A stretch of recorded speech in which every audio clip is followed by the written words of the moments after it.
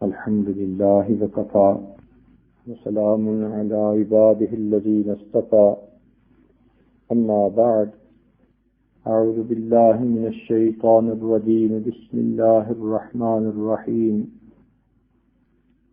إن الدين عند الله الإسلام سبحان ربك رب العزة عما يصفون وسلام على المرسلين والحمد لله رب العالمين اللهم صل على سيدنا محمد وعلى آل سيدنا محمد وبارك وسلم اللهم صل على سيدنا محمد وعلى آل سيدنا محمد وبارك وسلم اللهم صل على سيدنا محمد وعلى آل سيدنا محمد وبارك وسلم۔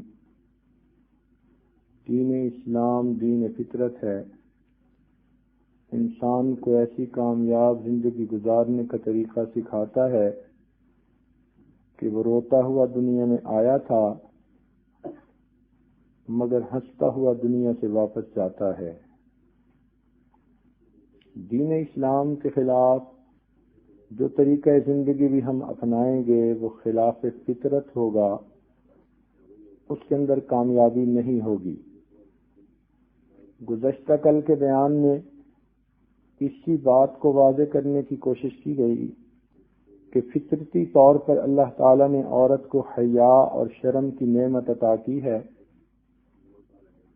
اس کا عورت سے نکل جانا، دور ہو جانا خلاف فطرت بات ہے۔ دین اسلام حیا کو ایمان کا جز کہتا ہے، کفر کا ماحول حیا اور شرم کو بیماری کہتے ہیں۔ اس لیے دونوں سوسائٹیز کے اندر بنیادی فرق ہے، ان کی ڈائریکشن ڈائمیٹریکلی اپوزٹ ہے۔ دین اسلام اس بات کو پسند کرتا ہے کہ عورت پردہ میں رہے، اس میں شرم و حیا ہو، اور کفر کا ماحول اس بات کو پسند کرتا ہے کہ عورت گھر سے باہر نکلے، بلکہ اپنے کپڑوں سے بھی باہر نکل آئے تو اچھا ہے۔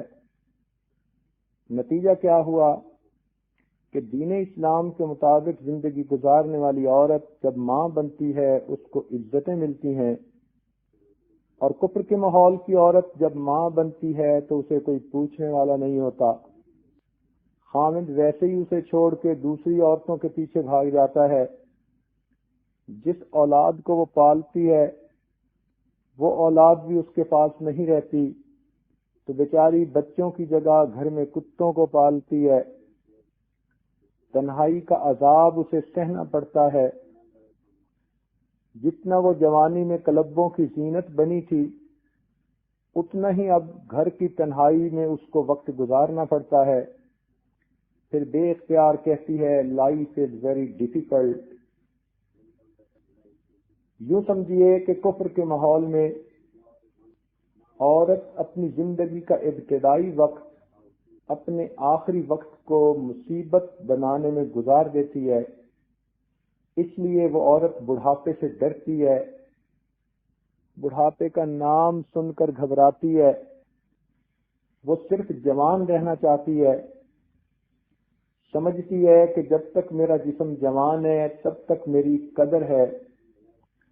تو معلوم ہوا کہ وہاں عورت کی قدر بحیثیت انسان کے نہیں، بحیثیت ایک کھلونا کے ہے۔ جب تک وہ کھلونا کارآمد ہے، کھیلنے کے قابل ہے، اس کی قدر ہے، اور اس کے بعد اس کی کوئی قدر نہیں۔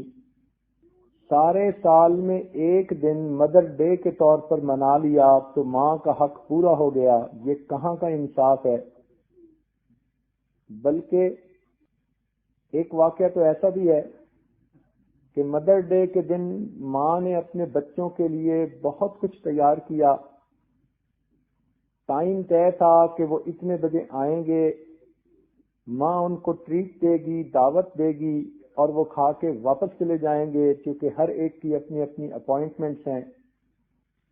ماں بیچاری نے کئی کھانے بنائے، جب وہ وقت آیا تو کبھی گھڑی کو دیکھے، کبھی کھانوں کو دیکھے، کہ سال میں آج کا دن ایسا ہے کہ کم از کم بچوں کی شکلیں تو دیکھ لوں گی.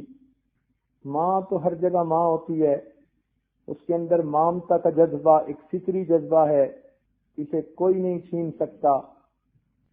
جانوروں میں ہم نے دیکھا کہ ماں کو بچے سے محبت ہوتی ہے، انسان تو بالآخر انسان ہے.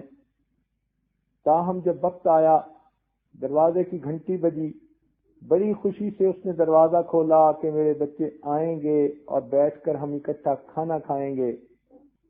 تو کیا دیکھتی ہے کہ دروازے پر ایک پوسٹ ڈیلیور کرنے والا آدمی کھڑا ہے، اور اس نے ایک خط اسے دیا جس میں بچوں نے لکھا تھا کہ ہم نے آنے کے پلان تو بنایا تھا، مگر ہمارے دوست نہیں مانے، ہماری مصروفیت ہے، تو اس لیے ہم خط کے ذریعے آپ کا شکریہ ادا کرتے ہیں. وہ عورت اتنی دکھی ہوئی کہ اس ڈاکیے کو کہنے لگی کہ خدا کے لیے آؤ اور میری بنی ہوئی چیزیں تم ہی کھا جاؤ. اب جب ماں سارا سال بچوں کی شکل دیکھنے کو ترستی ہے، اس ماں کی بھی زندگی کیا ہوگی؟ ماں کا مقام وہاں کیا ہے؟ ذمہ داری سے واقعہ سناتا ہوں. کنیکٹیکٹ ایک ریاست ہے جس میں ایک ماں نے اپنے جوان بیٹے پر مقدمہ کیا. ماں نے بھی وکیل کیا، بیٹے نے بھی وکیل کیا، مقدمے کی پروسیڈنگز ہوئیں، اور یہ مقدمہ اخبارات کی بھی زینت بنا، ٹی وی اور ریڈیو پر بھی دکھایا گیا. کئی دن تک اس کی پروسیڈنگ چلتی رہیں. مقدمے میں ماں نے یہ دعویٰ کیا، میں بیوہ ہوں، یہ جوان بیٹا میرے ساتھ گھر میں رہتا ہے. مقدمہ یہ ہے کہ اس نے اپنے گھر میں ایک کتا پالا ہوا ہے، یہ روزانہ 3 گھنٹے کتے کے ساتھ سرف کرتا ہے، کبھی اس کو نہلاتا ہے، کبھی کھلاتا ہے، کبھی ساتھ لے کے باہر جاتا ہے. میں ماں ہوں، اسی گھر میں رہتی ہوں، یہ 5 منٹ ملنے کے لیے میرے کمرے میں نہیں آتا. عدالت اس کو حکم دے کہ یہ 5 منٹ کے لیے مجھے اپنی شکل ہی دکھا جایا کرے. اب اس پر مقدمہ چلا اور کئی دنوں کی پروسیڈنگز کے بعد ججمنٹ دی گئی کہ کتا چونکہ بچے نے خود پالا ہے، کتا اس کی لائبلٹی ہے، اس پر 3 گھنٹے لگیں یا 5 گھنٹے لگیں اس نوجوان کو لگانے پڑیں گے. رہ گئی ماں، تو چونکہ بچے کی عمر 18 سال سے اوپر ہو چکی، اس لیے اب بچے کے اوپر وہ لائبلٹی نہیں ہے. اگر اس کو کوئی پرابلم ہے تو وہ حکومت سے رابطہ کرے، حکومت اسے اولڈ ایج ہاؤس میں لے جائے گی اور اس کی ہر ضرورت کا انتظام کرے گی.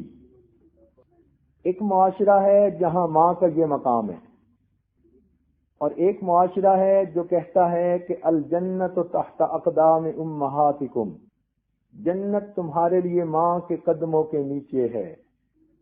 عورتیں خود سوچیں، اپنی عقل سے فیصلہ کریں کہ فطرت کا دین کون ہے، کون سا راستہ فطرت کے زیادہ قریب ہے. کیونکہ کفر کے ماحول میں فطرت سے ہٹ کے زندگی گزارنی ہوتی ہے، اس لیے اول تو جوانی میں عورت ایسی گولیاں ہی کھاتی رہتی ہے کہ جس سے اولاد ہو ہی نہیں، اوائڈ کرتی ہے اولاد ہونے کو. سمجھتی ہے کہ اگر کوئی بچہ ہو گیا تو پھر میری طرف تو آنکھ اٹھا کے کوئی دیکھے گا ہی نہیں، میری زندگی کی حسرتیں تو پوری نہیں ہوں گی. اول تو یہ خلاف فطرت کام اسے کرنے پڑتے ہیں، اس کی وجہ سے پتہ نہیں کتنی بیماریوں کا وہ شکار ہوتی ہے. اور اگر اس سے بچ بھی جاتی ہے تو پھر بڑی عمر میں اس کا پوچھنے والا کوئی نہیں ہوتا، نہ خامد پاس ہے نہ بچے پاس ہیں. آپ سوچ سکتی ہیں کہ عورت کی راتیں کیسے کٹتی ہوں گی. اتنے بڑے گھر کی تنہائی اسے کاٹتی ہوگی. تو اتنا برا بڑھاپا ہے عورت کا وہاں پر کہ انسان جیتے جاگتے قبر میں چلا جاتا ہے. مسلمان عورت کو مر کے قبر میں جاتی ہے، کفر کے ماحول کی عورت بوڑھی ہوتے ہی قبر میں چلی جاتی ہے.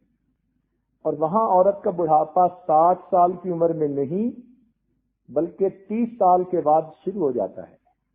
ایک کامن سی بات ہے کہ اس کفر کے ماحول میں 30 سال کے بعد لڑکی کو اپنے لیے کوئی خاوند نہیں ملتا.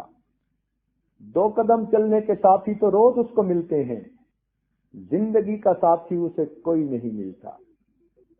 اب بتائیے کہ 30 سال سے لے کر مرنے تک جو عورت اپنے گھر کی قبر میں رہے گی تو اس کا کیا حشر ہوگا. اس لیے وہ اپنا وقت گزارنے کے لیے ایکسٹینڈڈ آور دفتر میں کام کرتی ہے، ادھر ادھر پارٹ ٹائم کام کرتی ہے تاکہ اس کا وقت گزر جائے. بیچاری کا وقت ہی نہیں گزرتا. تو یہ خلاف فطرت زندگی گزارنے کی مصیبت ہے جس کی وجہ سے وہاں عورت کو ان پریشانیوں میں سے گزرنا پڑتا ہے. رہ گئی بات جوانی کی زندگی کی، تو جوانی تو دیوانی ہوتی ہے.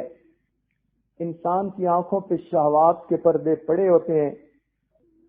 وہاں کا اصول ہے انجوائے یور سیلف، لہذا وہ اپنی زندگی کو انجوائے کرتے ہیں. اب وہ انجوائمنٹ بھی کیا ہے کہ عورت کے لیے ہر بندہ فائدے اٹھانے کی نیت سے اس کے قریب ہوتا ہے، اس کے دکھ درد کا ساتھی کوئی نہیں بنتا، اس کی زندگی کی ضرورتوں کا ذمہ دار کوئی نہیں بنتا. حیرانی کی بات ہے کہ ایک جوڑا کے حالات زندگی اس عاجز کے سامنے بتائے گئے. 22 سال دونوں کو اکٹھا رہتے ہو گئے تھے اور 22 سال کے بعد اس میاں بیوی کے درمیان محبت کا یہ عالم تھا کہ بیوی نے سگریٹ پینی ہوتی تو اپنے خاوند سے ادھار مانگتی تھی اور خاوند نے سگریٹ پینی ہوتی تو بیوی سے ادھار مانگتا تھا. عورت اپنا کماتی، اپنا پکاتی، مرد اپنے کھانے کا خود انتظام کرتا. فقط جسمانی ضرورت کے لیے دونوں اکٹھا رہتے تھے. اب آپ سوچئے 22 سال جو اکٹھے گزار چکے، اتنی بے حسی، اتنی بے وفائی، اتنی مادہ پرستی کہ اب بیوی اپنے خاوند سے سگریٹ بھی لے کے نہیں پی سکتی، اس کو بورو کرنی پڑتی ہے، پھر اسے واپس کرنی پڑے گی. دور کے جھول سہانے ہماری مسلمان بچیاں یہاں رہ کر وہاں کی مادی ترقی کو دیکھتی ہیں، سنتی ہیں، تو ان کے دلوں کے اندر خواہش بڑھتی ہے کہ ہم بھی اس ڈیولپڈ کنٹری میں جا کر رہیں. لیکن وہاں کے اندر کا حال کیا ہے یہ وہی لوگ جانتے ہیں جو وہاں آتے جاتے ہیں، جن کی زندگی کے سالوں وہاں گزر چکے ہیں. کہتے ہیں کہ جو جوتا پہنتا ہے اسی کو پتہ چلتا ہے کہ یہ کہاں سے چبھتا ہے. تو جو اس ماحول میں جا کر رہے اسی کو پتہ ہے وہاں کی خباثتوں کا. یہی نہیں کہ عورت کا یہ سلسلہ، مرد کا بڑھاپا بھی وہاں پر بہت ہی پریشان کن ہوتا ہے. بیٹے اور باپ کا تعلق اس وقت ختم ہو جاتا ہے جب بیٹا 18 سال کی عمر کا ہوتا ہے. اب بیٹا خود مختار ہے. اس کے بعد باپ کی اپنی زندگی، بیٹے کی اپنی زندگی.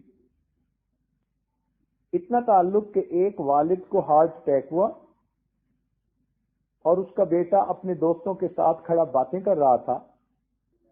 تو دوستوں نے پوچھا کہ سنیں تمہارے ڈیڈ کو ہارٹ اٹیک ہوا ہے. کہنے لگا ہاں 2 دفعہ پہلے بھی ہوا تھا لیکن وہ ہاسپٹل سے بچ کے آ گیا، اب 3 مرتبہ پھر ہارٹ اٹیک ہوا ہے. I hope he will be able to make up this time. اب اگر یہ بیٹے اور باپ کا تعلق ہے تو سوچو کہ پھر کیا ہے زندگی. ہمارے ایک پروفیسر خود بتاتے تھے کہ میں ایک کافر کے دفتر میں بیٹھا ہوا تھا، فون آیا ہاسپٹل سے آپ کے لیے کال ہے. ہم نے ہاسپٹل کا نام سنا تو متوجہ ہوئے کہ کیا بات ہے. اس نے فون پہ کہہ دیا کہ ٹھیک ہے تم اسے دفن کر دو اور بل میری طرف بھیج دینا، میں بل پے کر دوں گا. میں نے اس سے پوچھا کہ بھئی کیا ہے، کیوں کال آئی؟ کہنے لگا کوئی نہیں، ایسی وری کرنے کی بات کوئی نہیں. میرے ڈیڈ بیمار تھے، ہاسپٹلائز تھے، ڈاکٹر کی کال آئی کہ وہ ان کی ڈیتھ ہو گئی. میں نے انہیں بتا دیا کہ میں مصروف ہوں، اس کو سیمیٹری سروسز کے حوالے کر دو وہ اس کو دفن کر دیں گی اور بل میرے ایڈریس پر بھیج دیں گی تو میں اس کے بل پے کر دوں گا۔ یہ اگر باپ اور بیٹے کا تعلق ہے تو پھر زندگی حیوانیت نہیں تو پھر کیا ہے؟ اس لیے اس ماحول میں خلاف فطرت زندگی ہونے کی وجہ سے ماں باپ اور اولاد کا تعلق بہت کمزور ہوتا ہے۔ فیملی لائف کا سٹرکچر وہاں پر نہ ہونے کے برابر ہے۔ ہاں، لوگ اپنی مجبوریوں سے عبرت سیکھتے ہوئے اور مسلمانوں کی آپس کی محبتوں کو دیکھتے ہوئے کوشش کرتے ہیں کہ مل جل کے رہیں، مگر وہ بھی اولاد پاس نہیں ہوتی۔ زیادہ سے زیادہ بوڑھا اور بڑھیا ایک دوسرے کے ساتھ مل کے رہیں گے، اولاد کے پاس فرصت نہیں ہوتی۔ بیٹا کہتے ہیں ابو آپ کھانستے رہتے ہیں اور مجھے یہ چیز بالکل برداشت نہیں ہوتی، I don't want to see your ugly face. اب آپ اپنے لیے اولڈ ایج ہاؤس میں جگہ ڈھونڈ لیجئے۔ چنانچہ ایک مشہور واقعہ ہے وہاں کا کہ ایک باپ بوڑھا ہوا تو بیٹے نے کہہ دیا کہ اب آپ کھانستے ہو ہر وقت اور اونچا بولتے ہو اور یہ کرتے ہو وہ کرتے ہو، میں ڈسٹرب ہوتا ہوں تو میں آپ کو اولڈ ایج ہاؤس میں لے کے جاتا ہوں۔ چنانچہ یہ اس کو اولڈ ایج ہاؤس میں لے کر گیا۔ اب باپ چیخ رہا ہے نہیں میں تمہارے ساتھ رہنا چاہتا ہوں، میں گھر رہنا چاہتا ہوں، یہاں تنہائی ہوگی، میں نہیں رہنا چاہتا۔ باپ چیختا رہا اور بیٹا اسے وہاں دھکیل کے حوالے کر کے واپس چلا گیا۔ اللہ تعالیٰ کی شان دیکھیے کہ باپ کی عمر اللہ نے لمبی کر دی، اس کو کہیں 20-25 سال اس اولڈ ایج ہاؤس میں رہتے رہتے گزر گئے۔ یہ بچہ بھول ہی گیا کہ میرا کوئی باپ تھا یا نہیں، کیونکہ حکومت کی طرف سے وہاں ہر ضرورت پوری ہو جاتی ہے۔ بوڑھا بھی نا امید ہو گیا تھا، رابطہ ختم ہو گیا۔ 25-30 سال کے بعد یہ بوڑھا ایک دفعہ اپنے کمرے سے باہر نکلا تو کیا دیکھتا ہے کہ ایک بوڑھے کو اس کا بیٹا دھکیل رہا ہے کہ نہیں تم یہیں رہو، اور وہ چیخ رہا ہے، چلا رہا ہے نہیں میں تمہارے پاس رہنا چاہتا ہوں، مجھے یہاں مت چھوڑ کے جاؤ۔ بوڑھا نے بہت شور مچایا، نوجوان اسے بالآخر چھوڑ کے چلا گیا۔ تو اس بوڑھے نے اس کو اپنی طرف بلایا اور کہا کہ کیوں روتے ہو، کیا بات ہے؟ یہاں بوڑھوں کے لیے ہی تو رہنے کی جگہ بنی ہوئی ہے، آؤ ہم آپس میں دوستی کر لیتے ہیں۔ جب دونوں کا آپس میں تعارف ہوا تو پہلا بوڑھا باپ تھا اور دوسرا بوڑھا اس کا وہ بیٹا تھا۔ اب اگر یہ زندگی ہے تو اس زندگی سے تو اللہ توبہ۔ ہمارے جوان بچے بچیوں کو چاہیے کہ وہ عقل کے ناخن لیں اور دین اسلام کی قدر کریں۔ ہمارے ماحول میں اگر برائیاں ہیں تو وہ ہماری بدعملی کی وجہ سے ہیں۔ احکام شریعت کے اندر حسن ہے، نبی علیہ السلام کی مبارک سنتوں کے اندر خوبصورتی ہے۔ اگر ہماری زندگی شریعت و سنت کے مطابق ہو تو ہمیں اس دنیا میں جنت کے مزے آئیں۔ تو اس لیے اگر کوئی یوں کہے کہ جی مسلمانوں میں بھی یہ ہوتی ہیں، تو مسلمانوں میں اس وقت ہوتی ہیں جب وہ اسلام کی بجائے کفر کے طریقوں کو اختیار کر لیتے ہیں۔ جب مسلمان بن کے رہتے ہیں تو پھر ان میں الفتیں اور محبتیں ہوتی ہیں، پیار ہوتا ہے، گھر کے سارے افراد ایک دوسرے کے دکھ درد کے ساتھی ہوتے ہیں، کانٹا ایک کو چبھتا ہے اور آنسو دوسرے کی آنکھ سے آتا ہے۔ پھر بھائی بیمار ہوتا ہے تو بہن ساری رات جاگتی ہے، سجدے میں پڑھ کے رو کے بھائی کی صحت کے لیے دعائیں مانگ رہی ہوتی ہے۔ یہ ہے فطرت کے مطابق زندگی جو دین اسلام نے ہمیں عطا کی۔ اس لیے اس عاجز نے کل ایک بات سمجھائی کہ اسلام حیا کا علمبردار ہے اور کفر کا ماحول بے حیائی کا علمبردار ہے۔ اس لیے ہمیں کفر کے ماحول سے نفرت ہونی چاہیے، اسلام کے ساتھ ہمیں فطری محبت ہونی چاہیے۔ نوجوان بچیاں اپنی کم علمی کی وجہ سے، نا تجربہ کاری کی وجہ سے وہ بھی انہی کفر کے طریقوں کو اپنا لیتی ہیں، یا ان کی تمنا رہتی ہے کہ ہمارا طرز زندگی بھی وہی بن جائے۔ چنانچہ ریڈیو ٹی وی اور کیبل کی وجہ سے وہ ان کے زندگی کو دور سے دیکھتی ہیں اور ان کو دور کے ڈھول سہانے نظر آتے ہیں۔ آپ نے دیکھا ہوگا کہ یہ ڈش چھتری کی مانند ہے، مگر اس کا رخ الٹا ہوتا ہے۔ یوں سمجھ لیجئے کہ جس گھر میں ڈش لگ گئی انہوں نے اللہ رب العزت کی رحمت کی چھتری کو الٹا کر دیا۔ میں تو جس گھر میں ایک منحوس چیز کو دیکھتا ہوں تو فوراً دل میں یہ تصور جاتا ہے کہ کلمہ کی برکت سے اللہ تعالیٰ کی رحمت کی چھتری ان کے سر پہ تھی، انہوں نے اس منحوس چیز کو لگا کے رحمت کی چھتری کو الٹا کر دیا۔ پھر کہتے ہیں جی اولاد نیک نہیں بنی، ماں باپ کی فرما بردار نہیں بنی۔ جو خدا کا وفادار نہیں وہ پھر ماں باپ کا بھی وفادار نہیں۔ اس لیے اپنے بچوں کو دین کی زندگی سکھائیے تاکہ ان کی زندگی فطرت کے اصولوں پر آ جائے، اور نوجوان بچیوں کو بھی چاہیے کہ وہ اپنے آپ کو ایک مومنہ عورت بن کر زندگی گزارنے کے لیے تیار کریں۔ مومنہ عورت سب سے زیادہ اپنے ایمان کی حفاظت کرتی ہے اور اس کے بعد اپنی عزت و آبرو کی حفاظت کرتی ہے۔ جب جوانی کی عمر میں بچی قدم رکھتی ہے تو اس کو ارد گرد سے بہت قسم کے لوگوں سے واسطہ پڑتا ہے، جن میں سے سب کے سب اس کے دشمن ہوتے ہیں۔ جان کے دشمن نہیں، عزت و آبرو کے دشمن، مگر یہ سب دوستی کے رنگ میں آتے ہیں، اپنے بن کے آتے ہیں، کوئی کزن کے رنگ میں، کوئی دور کے رشتہ دار کے رنگ میں، کوئی کلاس فیلو کے رنگ میں۔ دیکھنے میں وہ اپنے ہوتے ہیں، لیکن حقیقت میں وہ سپنے ہوتے ہیں۔ اردو میں سانپ کہتے ہیں بڑے سانپ کو، اور سانپ کے بچے کو سپنا کہتے ہیں۔ گو اس خواب کو بھی سپنا کہہ دیتے ہیں، لیکن یہ عاجز جو لفظ استعمال کر رہا ہے وہ سانپ کے بچے کو سپنا کہتے ہیں۔ تو نوجوان بچیاں اس بات کی احتیاط کریں کہ جن کو یہ اپنا سمجھتی ہیں حقیقت میں وہ سپنے ہوتے ہیں، جن کو یہ بھائی سمجھتی ہیں حقیقت میں وہ قصائی ہوتے ہیں۔ ان کی عزت و ناموس کے لیے وہ خطرے کی گھنٹی ہوتے ہیں۔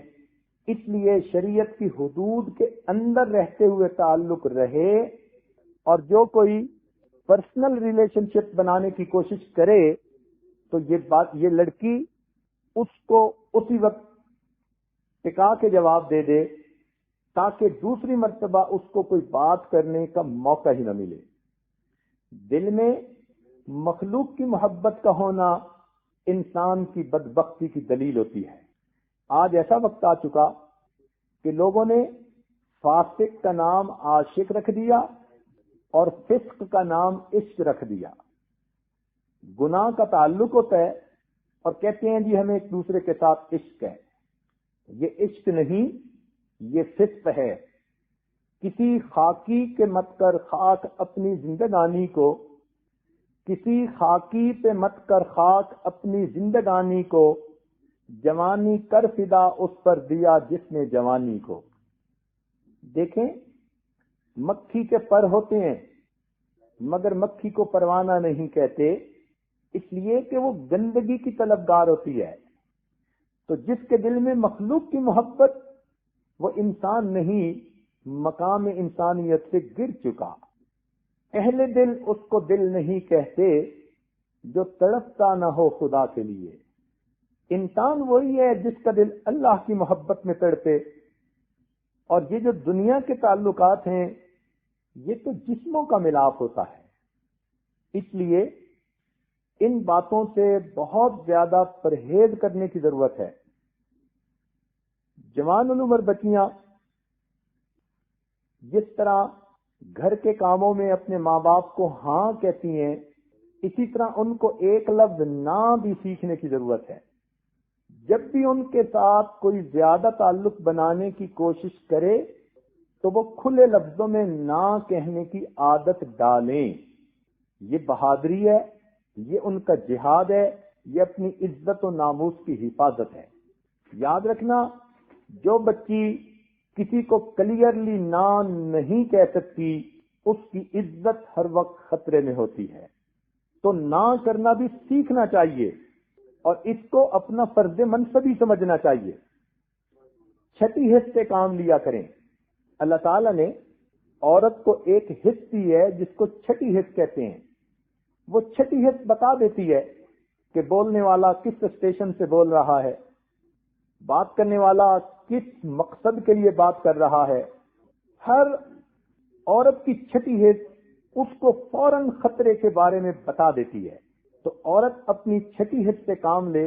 یہ چھٹی حص اس کے لیے ریڈار کی مانند ہے.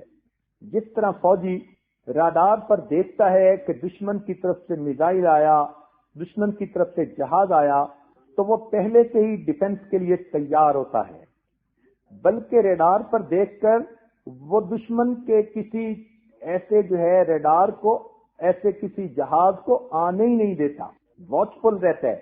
اسی طرح اللہ تعالیٰ نے عورت کو چھٹی حص ریڈار کی مانند دی.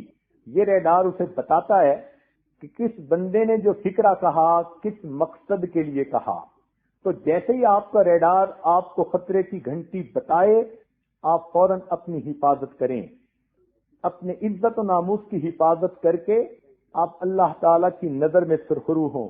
حدیث پاک میں آتا ہے کہ اگر کسی لڑکی کو کوئی مرد اپنی طرف متوجہ کرنے کی کوشش کرے اور وہ کہے کہ نہیں میں اللہ سے ڈرتی ہوں، تو اللہ تعالیٰ قیامت کے دن اس کو اپنے عرش کا سایہ عطا فرمائیں گے. تو آپ نو کہہ کر اللہ تعالیٰ کے عرش کے سائے کی مستحق بن جایا کریں. اللہ رب العزت کی محبت آپ کو نصیب ہوگی جب آپ اللہ کے لیے دنیا کو ٹھوکر ماریں گی. رہ گئی بات کہ نکاح ہونا ہے تو اس نکاح کے وقت ماں باپ بھی ہیں. بات چلے گی، ماں باپ کے ذریعے سے آگے بڑھے گی، آپ کی بھی رائے پوچھی جائے گی. اس وقت جو مل جل کر فیصلہ ہوگا اس مشورے کے اندر برکت ہوگی. بچی کو خود اس بات کی ضرورت نہیں ہوتی کہ وہ اس چکر میں پڑے کہ جی مجھے کل کو فیصلہ کرنا ہے اس لیے میں کیسے نہ کروں. یاد رکھیں، 100 میں سے 99 بندے جو قریب ہوتے ہیں وہ سب کے سب اپنے وقتی کام کے لیے ہوتے ہیں. عورت ایک بات ذہن میں اچھی طرح بٹھا لے کہ عورت کے معاملے میں مرد اپارچونسٹ ہوتے ہیں، موقع پرست ہوتے ہیں. جس مرد کو کسی عورت نے برائی کا، تنہائی کا موقع دے دیا، وہ مرد اس موقع کو ضرور اویل کرے گا، چاہے وہ جوان ہے اور چاہے وہ 60 سال کا بوڑھا ہے. بوڑھے اور جوان کا عورت کے معاملے میں کوئی فرق نہیں. جدا سے جوان لڑکی گزر رہی ہوتی ہے، جوان بیٹا بھی اس کو شہوت کی نظر سے دیکھتا ہے، این اسی وقت اس کا سفید بالوں والا باپ بھی اس بچی کو شہوت کی نظر سے دیکھتا ہے. تو عورتیں اس بات کو اچھی طرح سمجھنے کی کوشش کریں، مرد کے معاملے میں بہت محتاط رہیں. بلکہ قرب قیامت میں نبی علیہ السلام نے ارشاد فرمایا ایسا وقت آئے گا کہ محرم مرد اپنی محرم عورتوں کے ساتھ برائی کے مرتکب ہوں گے. ہم قرب قیامت کے اس دور میں زندگی گزارتے ہیں اور ہمیں اس قسم کی ادھر ادھر سے اطلاعات، شکایات ملتی ہیں. لہذا عورت کو چاہیے کہ زندگی کا اصول بنائے، غیر محرم سے بیزار رہے اور محرم سے ہوشیار رہے. غیر محرم سے بیزار رہے، اس کی شکل دیکھنی بھی پسند نہ کرے. غیر محرم سے بیزار رہے اور محرم سے ہوشیار رہے. جتنے تعریفیں کرنے والے لوگ ہیں ان میں ایک خاوند ہے کہ جو عورت کے بارے میں مخلص ہو سکتا ہے. خاوند کے علاوہ، باپ کے علاوہ کوئی بھی جو تعریفیں کر رہا ہے اس تعریف کے پیچھے کوئی نہ کوئی اس کا مقصد ہے. اس بات کو اچھی طرح سمجھنا چاہیے. جوان بچیاں کم عمر، کم علم ہوتی ہیں، وہ ان ہتھ کنڈوں کو نہیں سمجھتی اور جھوٹی تعریفوں کے چنگل میں پھنس جاتی ہیں۔ اور آج کل کے نوجوان تعریفیں کرنے کے ماہر، یوں لگتا ہے کہ انہوں نے عورت کی تعریفیں کرنے میں پی ایچ ڈی کی ڈگری کر لی ہے۔ ہر وقت یہ سوچتے رہتے ہیں کون سا فکرہ بولوں، کون سی بات کہوں کہ وہ لڑکی خوش ہو جائے، اس لیے کہ خوشی سے بات آگے بڑھے گی۔ اور ہر نوجوان یہ جھوٹ بولتا ہے کہ میں آپ کو اپنانا چاہتا ہوں۔ 100% جھوٹ ہوتا ہے۔ اپنانے کا مطلب صرف اتنا ہوتا ہے کہ میں آپ کے ساتھ کچھ وقت گزارنا چاہتا ہوں۔ اور بچیاں سادگی کی وجہ سے اس بات کو حقیقت سمجھ لیتی ہیں کہ فلاں ہمیں اپنانا چاہتا ہے۔ جو اپنانے والے ہوتے ہیں وہ پھر اپنے والدین کے ذریعے سے شریعت و سنت کے قاعدے کے مطابق قدم بڑھاتے ہیں۔ وہ علیحدگی میں، تنہائیوں میں سب سے چھپ چھپا کے رشتے نہیں جوڑتے۔ جو چھپ کے رشتے جوڑ رہا ہے وہ چھپ کے ہی کچھ کرنا چاہتا ہے۔ اس لیے ایسی باتوں میں جوان بچیوں کو بہت محتاط ہونے کی ضرورت ہے۔ ہر تعریف کرنے والا اپنا نہیں ہوتا، بلکہ ہر تعریف کرنے والا سپنا ہوتا ہے۔ تو اس سانپ سے بچنے کی ضرورت ہے۔ سانپ سے نہیں بچیں گی تو جان جائے گی، اور سپنے سے نہیں بچیں گی تو عزت جائے گی، اور بعد میں پھر ہاتھ ملنے کا فائدہ نہیں۔ جوان بچیاں بعض اوقات یہ اعتراض کرتی ہیں کہ جی فلاں آدمی نے ہمیں خراب کیا، بلکہ بدنام کر دیا۔ لڑکی کی بدنامی کیوں ہوتی ہے، لڑکے کی کیوں نہیں ہوتی؟ یہ ان کا سوال اور یہ ان کی بات پوچھنی فضول ہے۔ ذرا ایک مثال سن لیجئے کہ اگر ایک آدمی کے پاس گوشت ہے، بوٹیاں بنی ہوئی ہیں، اور وہ اس کو ٹرے میں ڈال کے سر کے اوپر رکھ کے گلی میں سے گزرتا ہے، اور کوئی کوا اس میں سے بوٹی اٹھا کے لے جاتا ہے، تو آپ کوے کو برا کہیں گی یا اس بندے کو برا کہیں گی؟ ہر سمجھدار بندہ اس آدمی کو برا کہے گا کہ تم نے تو گوشت کی حفاظت ہی نہیں کی، اس لیے کہ کوے نے تو بوٹی لینی ہے، اس کی تو فطرت ہے، اس کا تو کام ہے۔ تو کوئی بندہ کوے اور پرندے کو برا نہیں کہتا، ہر بندہ اسی کو برا کہے گا کہ جس نے گوشت کو چھپا کے نہیں رکھا۔ تو اگر 2 کلو گوشت کو کوئی نہ چھپائے، اسی کو برا کہتے ہیں، تو جو بچی اپنے 60-70 کلو کے گوشت کو نہ چھپائے، پھر کس کو برا کہیں گے؟ اسی کو برا کہیں گے کہ تم نے خود کیوں پردے کا خیال نہ کیا۔ عزت تمہاری تھی، اس لیے اب بدنامی بھی تمہارے اوپر آئی۔ ایک اور مثال سن لیجئے۔ ایک آدمی کے ہاتھ میں فرض کرو $10,000 ہیں، اور وہ ان کو ہاتھ میں پکڑ کے جا رہا ہے۔ غیر لوگوں کے اندر سے ارد گرد سب انجان قسم کے، ناواقف قسم کے لوگ ہیں۔ اب اگر اس کے ہاتھ میں یہ پیسے واضح دیکھ کر کوئی بندہ اس سے پیسے چھین لیتا ہے، تو چھیننے والے کو آپ برا کہیں گی یا اس بندے کو کہ جس نے ہاتھ میں لے کر ان کو دکھائے؟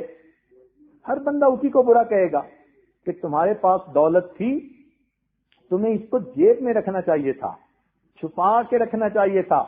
آج کل تو لوگ جیب بھی کتر لیتے ہیں، اور تم نے تو ہاتھ میں کھول کے پیسے دکھا دیے۔ یہ شکر کرو کہ انہوں نے تم سے دولت چھینی، تمہاری جان کو انہوں نے کچھ نہیں کیا۔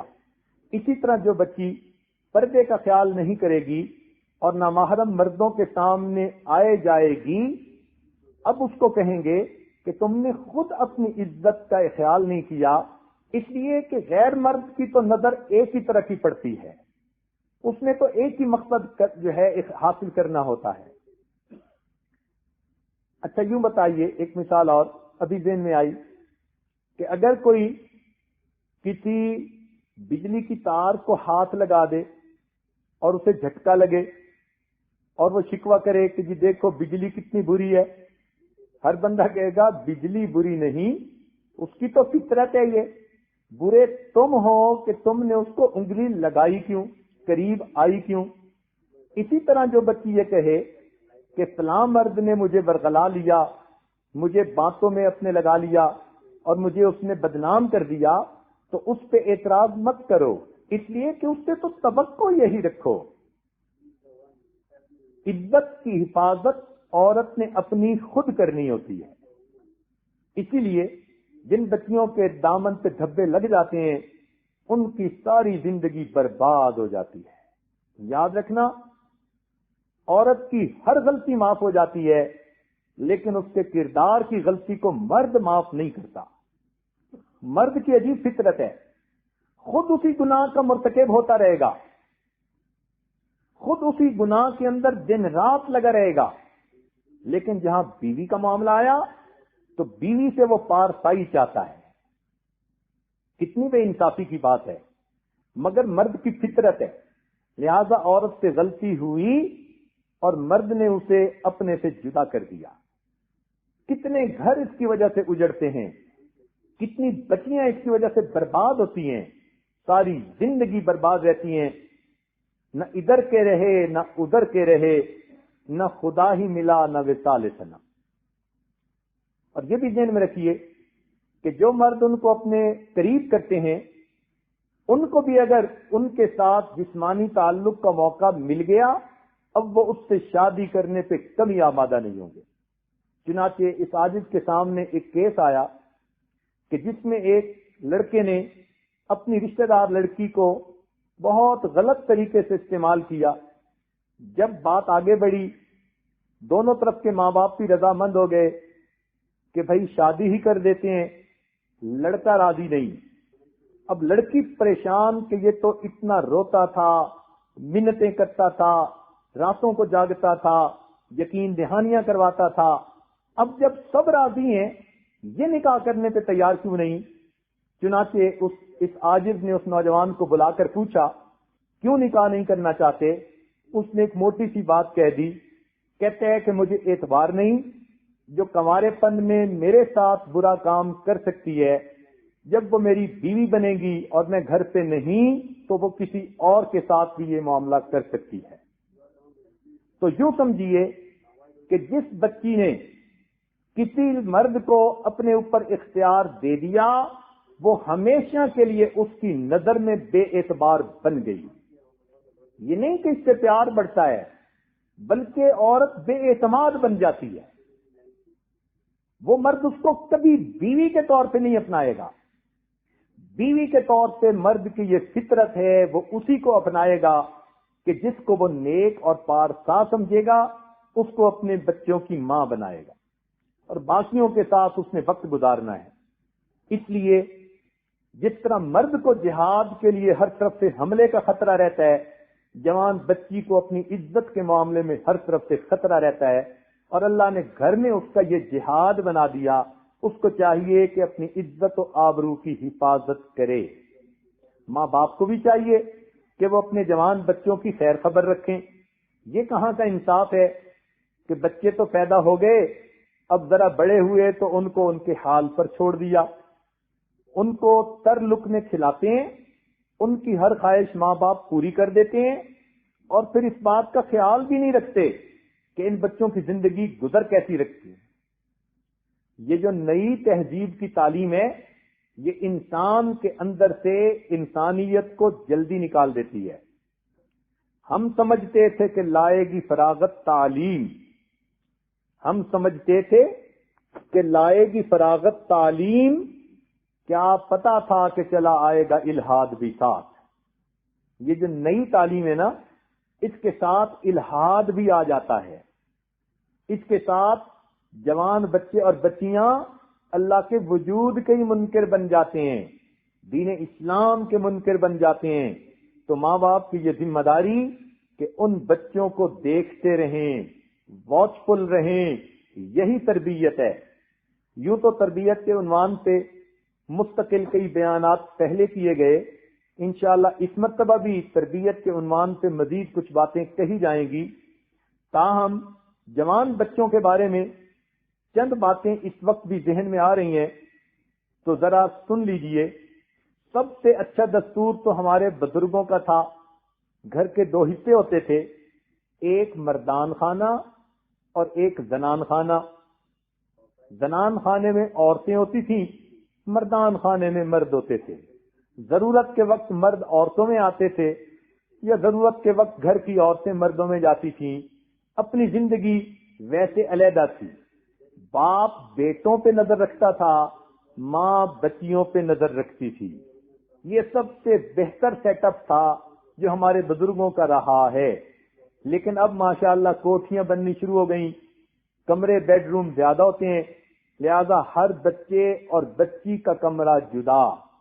یہ سمجھ لیں کہ یہی بیماری کی ابتدا، یہی گناہوں کی ابتدا، کہ بچے کی اٹھتی جوانی اور اس کو ایک کمرہ دے دیا جاتا ہے جہاں وہ کمرے کو بند کر کے کچھ وقت اپنی مرضی سے گزارتا ہے۔ اچھا، اگر کمرے زیادہ بھی ہیں تو ایک دستور سمجھ لیں کہ بچے جن کمروں میں رہیں ان کے اندر کے لاک نہیں ہونے چاہیے۔ لاک صرف اس کمرے میں ہو جس میں میاں بیوی رہتے ہوں، باقی کسی کمرے میں لاک کی کوئی ضرورت نہیں۔ بس اتنی سی بات ہے کہ بھائی نے بہن کے کمرے میں جانا ہے تو کھٹکھٹائے اور دروازے کی اجازت ملنے پہ کھولے، مگر ماں کو اجازت کی بھی ضرورت نہیں۔ اگر بیٹے کے کمرے میں جانا ہے، ماں نے جانا ہے تو دروازہ کھٹکھٹائے، اور اگر باپ نے جانا ہے تو اجازت کی کوئی ضرورت نہیں۔ تو یہ گھر کا اگر اصول بن جائے کہ بچوں کے علیحدہ علیحدہ بیڈ روم دیں مگر ان کے اندر کے تالے لاک ختم کر دیے جائیں، اور یہ دستور گھر کا ہو کہ بیٹے کے کمرے میں باپ جب چاہے بغیر اجازت جا سکتا ہے، بیٹی کے کمرے میں ماں جب چاہے بغیر اجازت جا سکتی ہے، آپ یوں سمجھیں کہ آپ نے بچوں کی آدھی تربیت کر لی۔ اس لیے کہ بہت ساری ایسی باتیں کہ جو بچے تنہائیوں میں بیٹھ کے کرتے ہیں وہ پھر ڈر کی وجہ سے نہیں کر سکیں گے، اور یہ ماں باپ کا حق ہے کہ ماں باپ ان پر نظر رکھیں۔ بچے یہ نہیں کہہ سکتے کہ ہمیں پرائیویسی نہیں مل رہی۔ تمہاری پرائیویسی کی زندگی شادی کے بعد شروع ہوگی، شادی سے پہلے ماں سے بیٹی کی کوئی پرائیویسی نہیں اور باپ سے بیٹے کی کوئی پرائیویسی نہیں۔ تو شریعت نے یہ حق دیا ہے ماں باپ کو، اس لیے آپ اس اصول کو گھر میں ذرا آزما دیکھیے۔ جب بچے نے کمرے کا دروازہ لگا لیا اور اب اس کے پاس 10 گھنٹے رات کے ہیں، اب وہ 10 گھنٹے چاہے تو انٹرنیٹ پہ پورنوگرافی کی فلمیں دیکھے، چاہے تو سیل فون کے اوپر کسی سے باتیں کرے۔ آپ حیران ہوں گی کہ ایک بچی جو نیکوکار تھی، بہت اچھی تھی، مگر کسی کزن نے اس کو نیکی کے راستے سے ہٹا دیا۔ اس نے بالآخر سیل فون کے ذریعے اس سے نکاح بھی کر لیا اور ماں باپ کو اس کا پتہ ہی نہیں۔ 3 سال کے بعد پتہ چلا کہ ہماری بیٹی تو کسی سے نکاح کر چکی ہے۔ جب ایسی مثالیں ہوں معاشرے میں تو پھر بہت احتیاط کی ضرورت ہے۔ بیٹی کو ہرگز اجازت نہ دیں کہ وہ کمرہ بند کر کے اپنے 10 گھنٹے گزارے۔ تو بچوں کے کمروں کو لاک نہیں ہونے چاہیے۔ نمبر 1، باپ کو اجازت ہو جب چاہے بیٹے کے کمرے میں بلا اجازت اچانک جائے، ماں کو اجازت ہو جب چاہے بیٹی کے کمرے میں بغیر اجازت اچانک جائے۔ اگر آپ نے یہ روٹین گھر کے اندر ڈیولپ کر لی تو اب سمجھ لیجئے کہ آپ کے بچوں کو 50% گناہ کے موقع ختم ہو گئے۔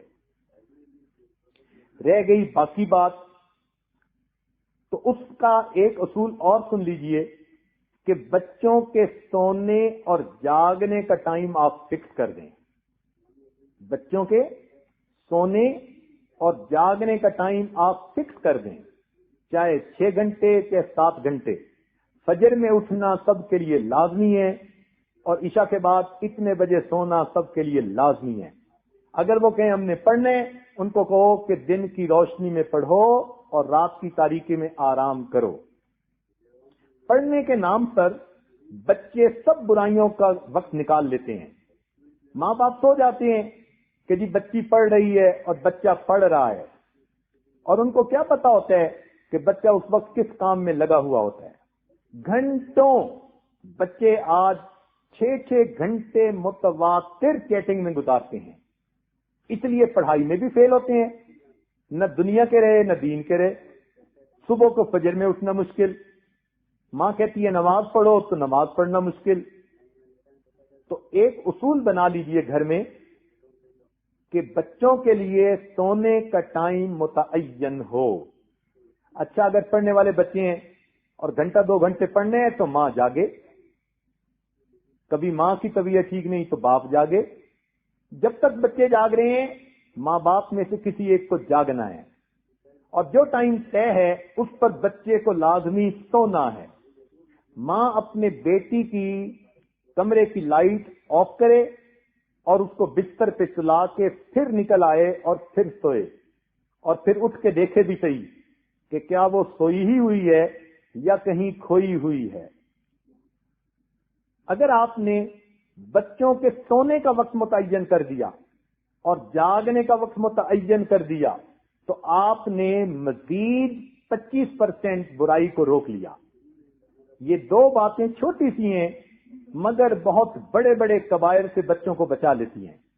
بچے معصوم ہوتے ہیں شروع میں، ان کو جس طرح سے ماں باپ تربیت دیں گے وہ ویسے ڈھل جائیں گے، تو ان کو گناہ کے موقع سے بچائیں.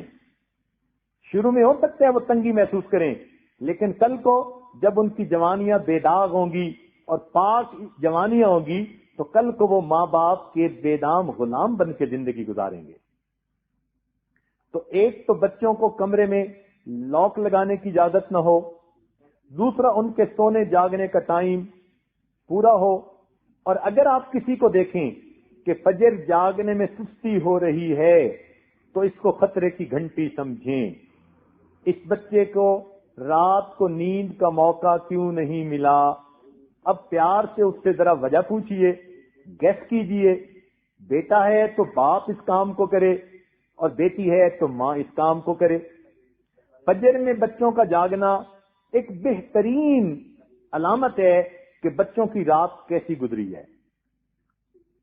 اور آج تو پڑھائی کے نام پہ بچے ساری رات جاگتے ہیں، الٹے کام کرتے ہیں اور صبح فجر میں نہیں اٹھتے. امی میں اسکول کا کام کرتا رہا، سونے کا موقع نہیں ملا. اور امی صاحبہ بڑے پیار سے بچے کی بات مان جاتی ہیں. تو یہ بات ذہن میں رکھیے کہ ایک تو ان کا سلیپنگ ٹائم متعین ہو، دوسرا ان کے کمرے کے اندر لاک نہ ہو، اور تیسرا ان کے سامان کو آپ چیک کرتی رہیں کہ کسی کے پاس موبائل تو نہیں. یہ آپ کا حق ہے، آپ جانچ پڑتال بغیر اطلاع کے کر سکتی ہیں. شریعت نے ماں باپ کو اس کا حکم دیا کہ وہ بچے کی تربیت کے لیے ایسی چیزوں کو کرنے کا اختیار رکھتی ہیں. اس کے کمرے میں دیکھیں، اس کے کپڑوں میں دیکھیں، چیک کرتی رہیں کہ اس کے پاس فون تو نہیں. اول تو خود لے کے دینے کی ضرورت ہی نہیں. جو لے کے دیتے ہیں یوں سمجھ لیں کہ وہ ان کو ایک برائی کا ٹکٹ کٹوا کے دے رہے ہیں.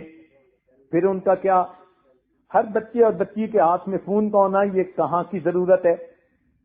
تو اول تو ایک عمر میں ان کو دینا ہی نہیں چاہیے. ہاں، شادی کے بعد ان کو لے کر دیا، کوئی ضرورت ہے تو اپنی جگہ. اسٹوڈنٹ شپ میں کیا ضرورت ہوتی ہے؟ تو اول تو ان کے پاس فون ہونا نہیں چاہیے. ہو بھی صحیح تو پھر اس بات پہ نظر رکھیں کہ اس فون کے ایس ایم ایس میسج کیسے ہوتے ہیں. بچہ نہانے گیا اس کا فون چیک کریں، بچہ گھر کے کام میں گیا فون چیک کریں، بیٹی کچن میں بیٹھی کھانا کھا رہی ہے اس کا فون چیک کریں. ویسے تو وہ فون کو اس طرح چھپا کے رکھتے ہیں جس طرح اپنے گناہوں کو چھپاتے ہیں. ان کو پتا ہوتا ہے کہ ہمارے فون کے اندر سب کچھ کچا چٹا موجود ہے، لیکن جب آپ کی ٹو رکھیں گی اس لیے کہ آپ نے شیطان کے راستے کو بند کرنا ہے تو آپ کو اس پر اجر ملے گا. یہ تجسس نہیں کہلائے گا بلکہ یہ تربیت کہلائے گی. تو آپ بیٹی کا فون لیں اور ذرا اس کے ایس ایم ایس میسج کو ریڈ کرنا سیکھیں. یہ کہاں کا انصاف ہے کہ فون تو لے کے دے دیتے ہیں اور ماں کو پتہ ہی نہیں کہ فون پہ ہوتا کیا ہے. تربیت بھی سیکھنی پڑتی ہے. تو اس بات کو چیک کرتے رہیں. اگر آپ نے اس کے میسیجز چیک کر لیے اور اس کی ای میل کو بھی چیک کرتی رہیں. ای میل ایڈریسز آپ کو معلوم ہونے چاہیے. یہ بچوں کے وہ راز ہیں کہ اگر ماں باپ کو اس کا پتہ ہوگا تو بچے بالکل سیدھے رہیں گے، اور اگر نہیں پتہ ہوگا تو انہی کی وجہ سے بچے ماں باپ کے بھی نافرمان اور پھر ماں باپ کو جہنم میں لے جانے کا بھی ذریعہ بنیں گے۔ اور ایک اصول آخری اور کہ بچہ گھر میں کوئی سی ڈی لائے تو ماں باپ کی اپروول سے لائے۔ آج کل سی ڈیز پر وہ بدماشیاں ہو رہی ہیں الامان والحفی، اور ماں باپ کو پتہ ہی نہیں ہوتا۔ بچہ جب چاہتا ہے سی ڈی لے کے آ جاتا ہے، ماں سمجھتی ہے کہ یہ سی ڈی آ گئی بچے کے کالج کے کام کی، اور بچہ وہاں بیٹھ کر 3 گھنٹے کی فلم دیکھ رہا ہوتا ہے، نیوڈ فلمیں دیکھتے ہیں بچے۔ تو اس لیے اس بات پہ بھی چیک رکھیں کہ گھر میں کوئی سی ڈی اگر آئے کمپیوٹر کی یا دوسری تو ماں باپ کی اپروول سے آئے، ورنہ نہیں آئے۔ اگر ان چند باتوں پہ آپ نظر رکھیں تو یوں سمجھیں کہ 90% گناہوں کے مواقع ختم ہو گئے۔ اب باقی 10% کو آپ اپنی ججمنٹ جو ہے وہ پہچانے، بچے کے اٹھنے بیٹھنے، آنے جانے، اس کے سونے جاگنے سے اس کا پتہ چل جاتا ہے۔ اور اس کا اصول یہ ہے کہ جب بچہ نیکی میں سستی کرنے لگے تو سمجھ لیں کہ کہیں نہ کہیں بیماری موجود ہے۔ مصلی سے محبت نہیں، مسجد میں نہیں آتا، جماعت میں نہیں آتا۔ جب آپ عبادت کو اپنے بچے کے لیے بوجھل محسوس کریں، پھر سنیں اور دل کے کانوں سے سنیں، جب آپ یہ محسوس کریں کہ بچے کے لیے عبادت کرنی بوجھل بن گئی ہے، سمجھ لیں کہ کہیں نہ کہیں دال میں کالا ہے۔ اس لیے کہ جس کے دل کے اندر صفائی ہوگی، نیکی کرنا اس کے لیے آسان ہوگا۔ ایسی بچی نیکی میں کوئی رکاوٹ محسوس نہیں کرے گی، ایسا بچہ نیکی میں کوئی رکاوٹ محسوس نہیں کرے گا۔ تو جب آپ نے ان باتوں پر عمل کر لیا تو گویا آپ نے اپنے پیارے بچوں کو جہنم پہ جانے والے راستوں سے ہٹا لیا۔ کچھ لوگ ہوتے ہیں نا جو جہنم کے راستوں پہ لے جانا چاہتے ہیں، ماں باپ ان کو جہنم کے راستوں سے بچانا چاہتے ہیں۔ جیسے نبی علیہ الصلوۃ والسلام نے ارشاد فرمایا، لوگوں تمہاری مثال ایسے ہے کہ جیسے کچھ لوگ ہیں جو جہنم کی طرف بھاگے چلے جا رہے ہیں اور میں تمہیں کمر سے پکڑ پکڑ کے پیچھے ہٹا رہا ہوں۔ تو یوں سمجھیے کہ باہر کے لوگ ہمارے بچوں کو جہنم کی طرف کھینچ رہے ہیں، اس لیے کہ وہ شیطان کے ایجنٹ ہیں، نمائندے ہیں، اور ہم ماں باپ ہم رحمان کے نمائندے ہیں۔ ہم نے ان بچوں کو جہنم سے ہٹا کے نیکی کی طرف لے جانا ہے، جنت کا گھر دکھانا ہے۔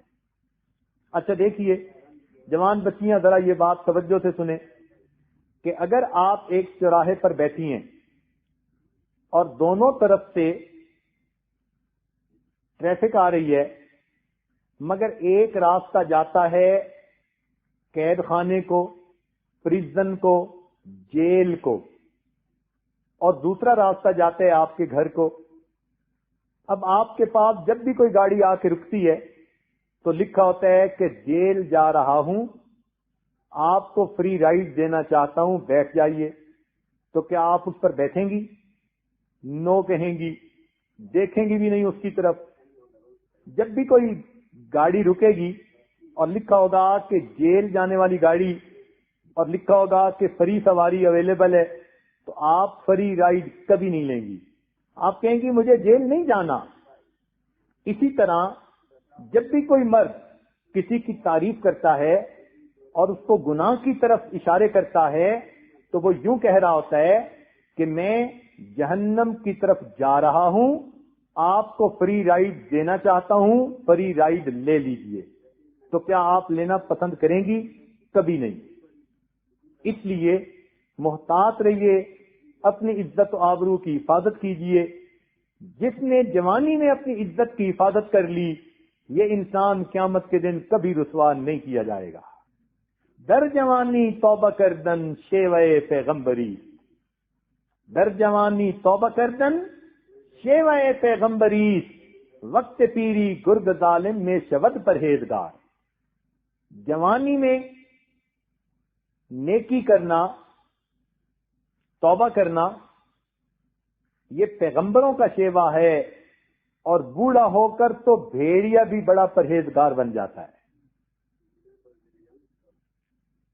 اس لیے کہ اب بکری ہاتھیوں نہیں آتی۔ تو جوانی کے اندر اپنی عزت و ناموس کی حفاظت کرنا اور بے داغ جوانی لے کر جانا، اس کے لیے دعائیں اللہ سے مانگا کریں۔ روز 2 رکعت نفل پڑھ کے دعا مانگیں، اے مالک آج کے دن میری عزت سلامت رہی اور تو نے میرے لیے آج کا دن عافیت والا دن بنا دیا۔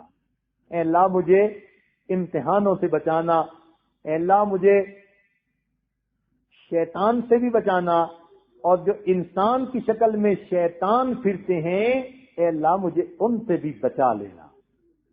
تو جب یہ بچی 2 رکعت نفل پڑھ کے روز ایمان کی حفاظت کی دعا مانگے اور 2 رکعت نفل پڑھ کے اپنی عزت و آبرو کی حفاظت کی دعا مانگے، اللہ تعالیٰ اس بچی کے ایمان اور عزت و آبرو دونوں کی حفاظت فرمائیں گے۔ ایمان اور عزت و آبرو، ان دو کے علاوہ زندگی کی کوئی بھی پریشانی ہے اس کا کوئی نہ کوئی حل موجود ہے۔ یاد رکھنا، اس کی اہمیت اس لیے زیادہ بتائی جا رہی ہے کہ ایمان سے اگر کوئی محروم ہو گیا اس کا کوئی حل نہیں، اگر عزت و آبرو کوئی کھو بیٹھا اس کا کوئی حل نہیں۔ ان دو کے علاوہ زندگی کی کوئی بھی چیز ہے، ہر چیز کا نعم البدل ہو سکتا ہے، مگر ایمان اور عزت و آبرو کا بدل کوئی نہیں ہو سکتا۔ لِكُلِّ شَيْءٍ إِذَا فَارَقْتَهُ عِوَضٌ وَلَيْسَ لِلَّهِ إِن فَارَقْتَ مِنْ عِوَضِي۔ اے دوست، دنیا میں جس چیز سے تو دور ہوا تیرے لیے کوئی نہ کوئی اس کا بدل موجود ہے، لیکن تو اللہ تعالی سے دور ہو گیا تو تیرے لیے اللہ کا بدل کوئی موجود نہیں۔ اس لیے اس کی حفاظت کیجئے، اور اس کی حفاظت کا طریقہ یہ کہ ہم دین اسلام سے محبت رکھیں اور کفر اور کافری سے نفرت رکھیں۔ نبی علیہ الصلوۃ والسلام نے ہمیں دعا سکھائی، رضیت باللہ ربا وبمحمد نبیا وبالاسلام دینا۔ کتنی پیاری دعا ہے، دل میں ٹھنڈک ڈال دینے والی۔ صبح و شام اس کو پڑھا کریں، اللہ تعالیٰ ایمان کی حفاظت فرما دیتے ہیں۔ تو اس لیے ان باتوں کو ذرا دل کے کانوں سے سن کے اپنے زندگی میں لاگو کر لیجئے۔ ایک حدیث ہے نبی علیہ الصلوۃ والسلام کی کہ جو کوئی تمہارے منہ پہ تعریف کرے تم اس کے منہ میں مٹی ڈالو۔ بچیوں کو اس کا شاید پتہ ہی نہیں ہوتا، اور آج کے دور میں بچیوں کو اس کی زیادہ ضرورت پیش آتی ہے، اس لیے کہ جو بھی مرد گناہ کے لیے ان کے قریب ہوتا ہے وہ تعریف کے راستے سے قریب ہوتا ہے۔ تو نبی علیہ السلام کی اس حدیث کو ہر وقت ذہن میں رکھیں کہ جو منہ پہ تعریف کر رہا ہے تو وہ کسی نہ کسی مقصد کے لیے کر رہا ہے۔ اگر میں منہ میں مٹی نہیں ڈال سکتی تو کم از کم نو کے ذریعے اس کو اپنے سے دور تو کر سکتی ہوں۔ ڈانٹ پلائیے، اس کو جرأت نہ ہو۔ اس لیے شریعت نے کتنا پیارا اصول بتایا کہ ابھی غیر محرم سے بات کرنے کی ضرورت پڑ ہی جائے، فلا تخضعن بالقول، تم بات کو ایسے انداز سے کرو کہ اس کو ایک سے دوسرا فکرہ بولنے کی جو ہے وہ جرأت ہی نہ ہو۔ جب تک عورت عزت و ناموس کے معاملے میں مضبوط ہے، مرد اس کا کوئی نقصان نہیں کر سکتا۔ جب عورت ڈھیلی ہوگی تب مرد کو جرأت ہوگی۔ اس لیے اللہ کریم نے اپنے قرآن میں جہاں چوری کا تذکرہ کیا، السارق والسارقۃ، چور مرد کا تذکرہ پہلے، عورت کا تذکرہ بعد میں، اس لیے کہ چوری مردانگی کے خلاف ہے، مرد کو الزام زیادہ آتا ہے کہ اس نے کتنا برا کام کیا۔ اور جہاں زنا کا تذکرہ ہوا فرمایا الزانیۃ والزانی، زانیہ عورت اور زانیہ مرد۔ عورت کا تذکرہ پہلے کیوں کیا؟ اس لیے کہ جب تک عورت کی طرف سے ڈھیل نہ ملے مرد اس گناہ کا مرتکب نہیں ہو سکتا۔ تو رب کریم نے فطرت کے اصول بتا دیے. اس لیے قرآن مجید کی آیت سے بھی پتہ چلتا ہے کہ عزت و ناموس کی حفاظت کا زیادہ ذمہ عورت کے اپنے اوپر ہے. اس کا یہ مطلب نہیں کہ اگر کوئی مرد ان سے گناہ کرے گا تو مرد کو عذاب نہیں ہوگا. نہیں، عذاب تو مرد کو یقیناً ہوگا، مگر ایک دنیا کی بدنامی بھی تو ہوتی ہے، وہ تو عورت ہی کے پلے پڑتی ہے.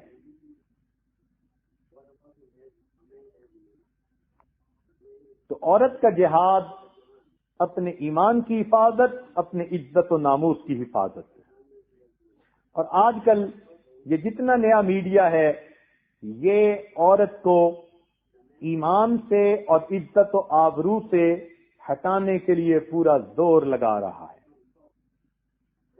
اس لیے اس سے بچنے کی کوشش کیجیے اور اپنے رب سے مدد مانگیے. رب کریم ہم پر اپنی رحمت فرمائے اور ہمیں اللہ تعالی اپنی عزت و آبرو کی حفاظت کی توفیق عطا فرمائے. ہم نے اسٹوڈنٹ شپ میں ایک فقرہ پڑھا تھا، if wealth is lost, nothing is lost. If health is lost, something is lost. And if character is lost, then everything is lost. جس کا کردار ختم ہو جاتا ہے پھر اس کے پاس کچھ بھی نہیں ہوتا. اس لیے کہتے ہیں کہ 4 چیزیں بے وقت بن جاتی ہیں. یہ دانا کا قول ہے.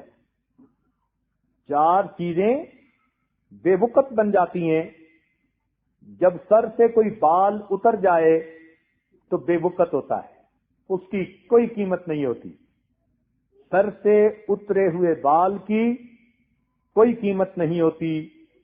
اسی طرح آسمان سے گرے ہوئے ستارے کی کوئی قیمت نہیں ہوتی. اور اسی طرح آنکھ سے آنسو جب ٹپک کے زمین پہ گر پڑتا ہے تو زمین پہ گرنے کے بعد اس کی کوئی قیمت نہیں ہوتی. اور اسی طرح جس عورت کی عزت کی چادر پہ داغ لگ گیا، اب مرد کی نظر میں اس عورت کی کوئی عزت نہیں ہوتی. مرد خاوند بیوی کی ہر غلطی کو معاف کر سکتا ہے لیکن کردار کی غلطی کو معاف نہیں کرتا. یہ مرد کی فطرت ہے، چاہے وہ نیک ہے یا چاہے وہ بد ہے. عورتیں اس فطرت کو سمجھیں اور اپنی عزت و ناموس کی حفاظت کریں اور اپنے رب سے اس کے لیے مدد مانگیں. رب کریم ہمیں نیکوکاری کی زندگی عطا فرمائے. قرآن مجید میں عورتوں کی جہاں خوبیاں بتائی گئیں کہ یہ پاک دامن عورتیں ہیں، فلاں عورتیں ہیں، وہاں ان کے لیے ایک لفظ لگایا گیا غافلات. غافلات کا کیا مطلب؟ کہ وہ عورتیں جن کو ان برائیوں کے طریقوں کا پتہ ہی نہیں، ہوا ہی نہیں لگی. شریعت نے اس کو اچھا کہا، عورت کی صفت بتلایا ہے. تو بہترین عورت وہ ہے نہ خود کسی کو دیکھے اور نہ کسی کو دیکھنے کا موقع دے اور اس قسم کی واہیات باتوں کی آپس میں ڈسکشن بھی نہ کرے. یہ بھی ایک برائی کا ذریعہ. نیک بچیاں اپنی کلاس فیلوز کے ساتھ جب ہر ٹاپک پہ باتیں کرتی ہیں تو خود تو گھر میں ٹی وی نہیں یا نیکی کا ماحول ہے، لیکن اس کی دوست اس کو اپنے سب کچھ تجربات جب بتاتی ہے تو اس کے دل میں پھر برائی کی لہر دوڑ پڑتی ہے. تو اس لیے بچیاں اس بات سے بھی محتاط رہیں کہ فحاشی، بے حیائی، گناہ کے ٹاپک پر دوسری لڑکیوں سے بھی گفتگو سے پرہیز کریں، اس سے بھی پرہیز کریں. اس لیے کہ جتنا ان کو اس چیز کی ہوا لگے گی اتنا ان کا نفس ان کو برائی پہ آمادہ کرے گا. یوں سمجھیے یہ برائی آگ ہے اور ہم نے آگ کے قریب بھی نہیں جانا کہ ہمیں تپش بھی محسوس نہ ہو. اس لیے ہر بچی دوستی کے قابل نہیں ہوتی. یہ نہیں کہ کوئی آپ کی کلاس فیلو ہے آپ اسے اپنی دوست بنا لیں، نہیں، چن کے دوست بناتے ہیں، دیکھ بھال کے دوست بناتے ہیں. سب کزنیں ایک جیسی نہیں ہوتی. جس کو آپ نیک سمجھیں، اچھی سمجھیں، اس کے ساتھ بھلا دوستی کا تعلق بھی رکھیں، اور ورنہ سب کے ساتھ ضابطے کی جو ایک تعلقات ہوتے ہیں وہ سب کے ساتھ رکھیں جو رشتہ داری میں ہوتے ہیں، مگر جس کو دوستی کہتے ہیں کہ دل کی باتوں کو شیئر کرنا وہ نہ کریں، بلکہ یہ عاجز تو کہتا ہے کہ بیٹی کو چاہیے کہ وہ اپنی ماں کو دوست بنا لے، ماں سے زیادہ خیر خواہ دنیا میں اس کا کوئی نہیں ہو سکتا۔ بیٹے کو چاہیے آج کے ماحول میں اپنے باپ کو دوست بنا لے، باپ سے زیادہ اس کا خیر خواہ کوئی نہیں ہو سکتا۔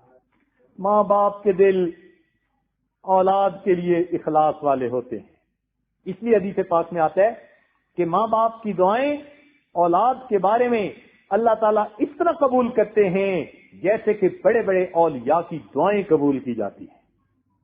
کس لیے؟ اس لیے کہ ماں باپ جیسے بھی ہوں اولاد کے بارے میں مخلص ہوتے ہیں، اولاد کے بارے میں ان کے دل میں خلوص ہوتا ہے، اس لیے تو ان کی دعائیں قبول اللہ کے ہاں اس اخلاص کی وجہ سے۔ کہتے ہیں کہ ایک بزرگ تھے، ان کی والدہ فوت ہوئی، اللہ تعالیٰ نے الہام فرمایا، اے میرے بندے، جس کی دعائیں تیری حفاظت کرتی تھی وہ ہستی دنیا سے اٹھ گئی ہے، اب ذرا سنبھل کے قدم اٹھانا۔ ہمیں کیا پتا ماں باپ کی دعائیں کہاں کہاں ہماری حفاظت کر رہی ہوتی ہیں۔ تو اس لیے یہ اصول سمجھ لیں بچیاں کہ زندگی میں اگر دوست بنانا ہے تو اپنے کنوارے پن میں اپنی ماں کو بنائیں، اور اگر شادی کی زندگی تو پھر محبتوں کا مرکز اپنے میاں کو بنائیں۔ بس ان دو ہستیوں کے سوا اس کو دنیا میں خلوص کہیں نہیں ملے گا، پروٹیکشن کہیں نہیں ملے گی، ہر جگہ کہیں نہ کہیں کوئی طمع کوئی مطلب ہوگا۔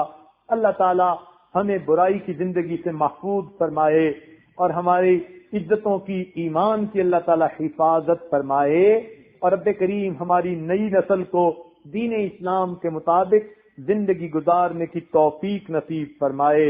وآخر دعوانا ان الحمد للہ رب العالمین۔ تھوڑی دیر کے لیے مراقبہ کر لیجئے، آنکھوں کو بند کر لیجئے، سر کو جھکا لیجئے۔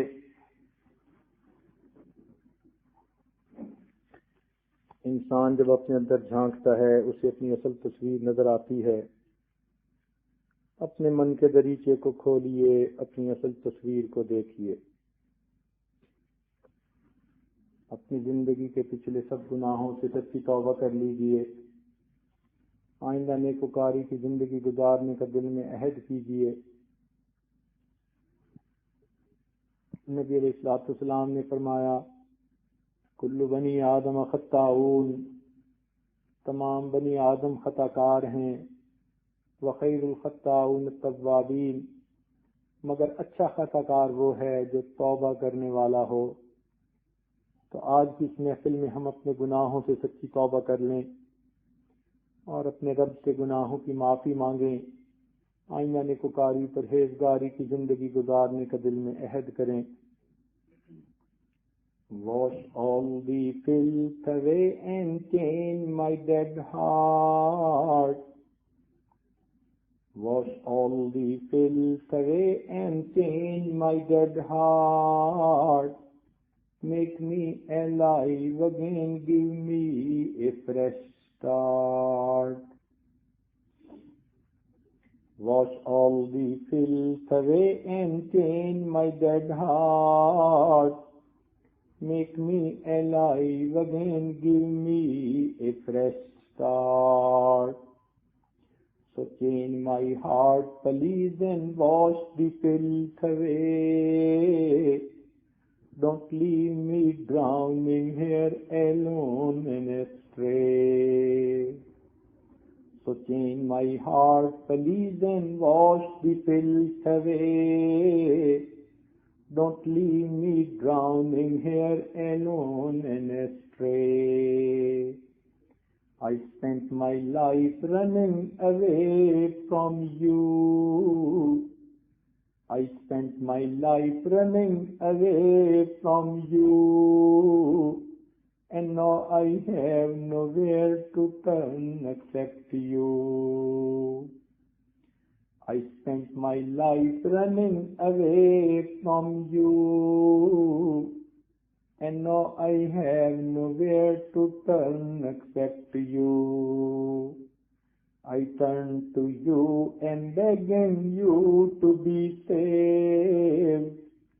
I turn to you and begging you to be saved, and change me into an obedient slave.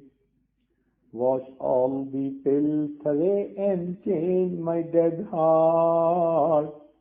Make me alive again, give me a fresh start.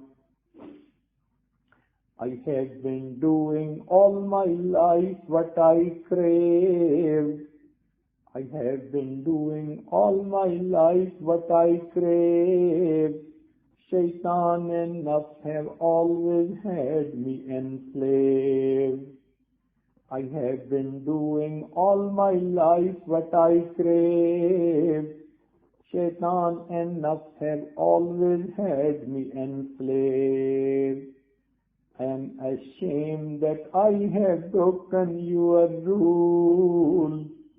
Worship my nafs and see you ignorant fool.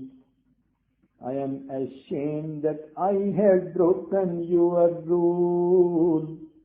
Worship my nafs and see you ignorant fool.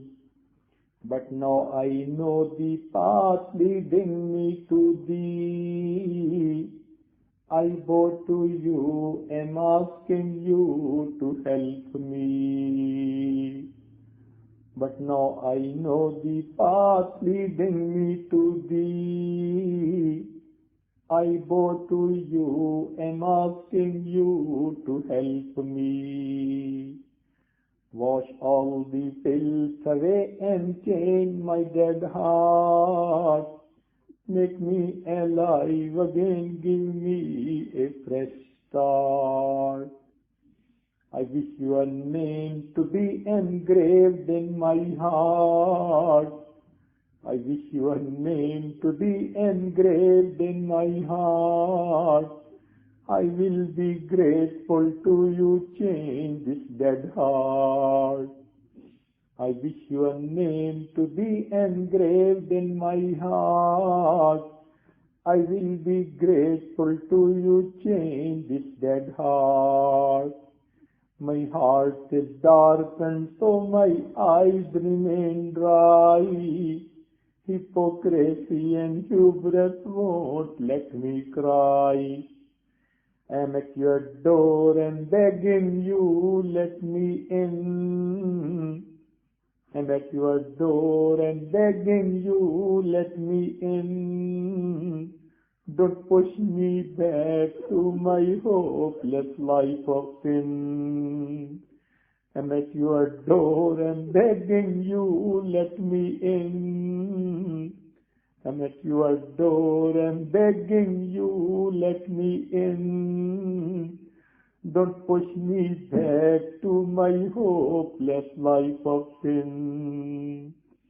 I am at your door and begging you, let me in. Don't push me back to my hopeless life of sin. So change my heart and forgive my sins this day. Don't leave me drowning here alone and astray. درگزر فرما, ہمارے عیبوں کی پردہ پوشی فرما. اے مالک ہماری حفاظت فرما. رب کریم ہم بگڑے ہوئے ہیں, ہماری اصلاح فرما. ہم بھٹکے ہوئے ہیں, سیدھا رستہ نصیب فرما. شیطان کے چنگل میں پھنسے ہوئے ہیں, ہمیں آزاد فرما. رب کریم ہمارے ساتھ رحمت کا معاملہ فرما. اے اللہ گناہوں کی دلدل میں دھسے پڑے ہیں, ہمیں اس دلدل سے باہر نکال. رب کریم کرم کا معاملہ فرما. اے اللہ ہم اپنے چاروں طرف دیکھتے ہیں, ہمیں گناہوں کے سوا کچھ نظر نہیں آتا. اللہ آپ کے سامنے جا کر کتنی شرمندگی ہوگی. رحمت فرما دیجئے, ہمارے گناہوں کو معاف فرما دیجئے. ہم نے بڑی غلطی کی, بڑی کوتاہیاں کی, اللہ آج نادم ہیں، شرمندہ ہیں، ہماری توبہ قبول فرما لیجئے۔ میرے مالک ہمارے ساتھ کرم کا معاملہ فرما دیجئے۔ اے اللہ ہم دوغلی زندگی کب تک گزارتے پھریں گے؟ یہ منافقت کب تک ہمارے اندر رہے گی؟ ایک چہرے سے کئی چہرے کب تک سجاتے پھریں گے؟